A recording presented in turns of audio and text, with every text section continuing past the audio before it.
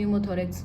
Most characteristic of tensive pneumothorax के लिए क्या होता है, ट्रेकिया डेविएट हो जाएगा, जिस तरफ का प्रेशर कम होगा उस तरफ डेविएट हो जाएगा, जिस तरफ प्रेशर ज़्यादा होएगा उस तरफ से दूसरी तरफ डेविएट हो जाएगा ट्रेकिया बीच में से। Tracheal deviation away from the affected side is a late and serious sign of tensive pneumothorax का। In a COPD patient which blood gas finding is expected. जो भी COPD के पेशेंट्स होते हैं उनके अंदर हमेशा partial pressure of COPD raise आएगा। COPD can cause hypoventilation leading to CO2 retention and respiratory acidosis करता है। COPD पेशेंट को हमेशा हाइपोवेंटिलेशन रहता है और CO2 रिटेंशन हो जाती है।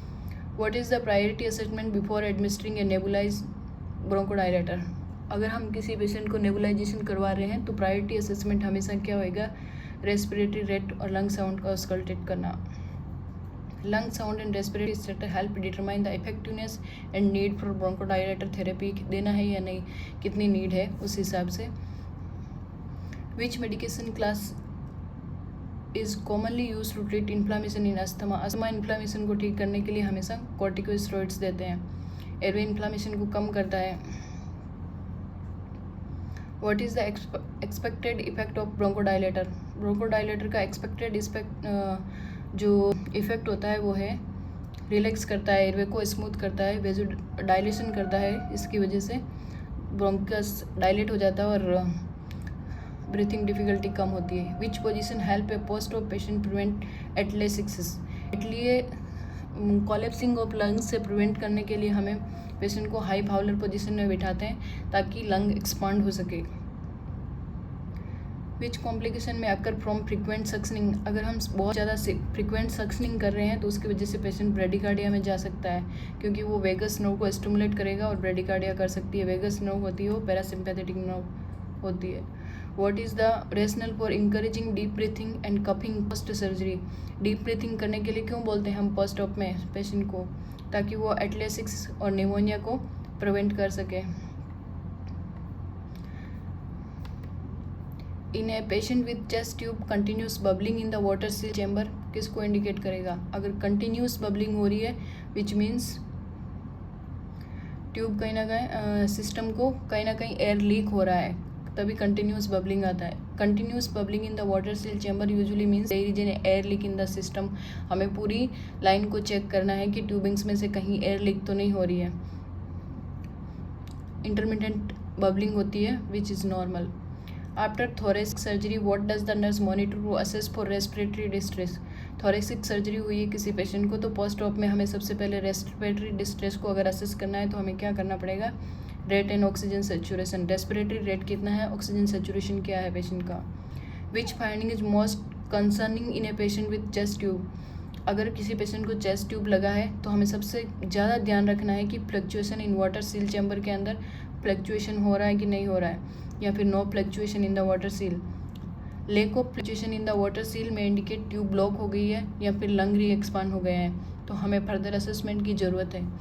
अगर फ्लक्चुएशन नहीं आ रहा है, में भी हो सकता है कहीं ना कहीं वाटर सील चैम्बर के अंदर कि ब्लॉकेज हो गया है किसी लाइन के अंदर या ट्यूबिंग के अंदर।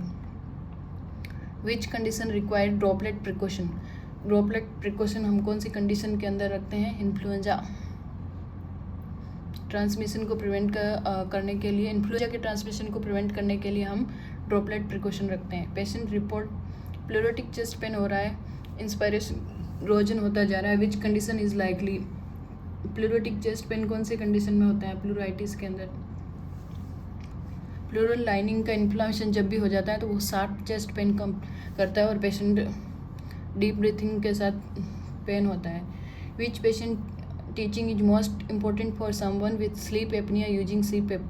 स्लीप एपनिया के पेशेंट को अंदर अगर हम सीपेप यूज़ कर रहे हैं तो कौन सी टीचिंग है जो सबसे ज़्यादा इंपॉर्टेंट होती है, वो होती है कि मास्क को ट्यूबिंग को डेली क्लीन करना है, डस्ट नहीं होनी चाहिए बिल्कुल भी। Proper hygiene of CPAP equipment help prevent infection और इंश्योर करता है कि थेरेपी जो हम ऑक्सीजन थेरेपी दे रहे हैं वो इफेक्टिव हो। अब हम पीडियाट्रिक नर्सिंग के क्वेश्चन शुरू करेंगे।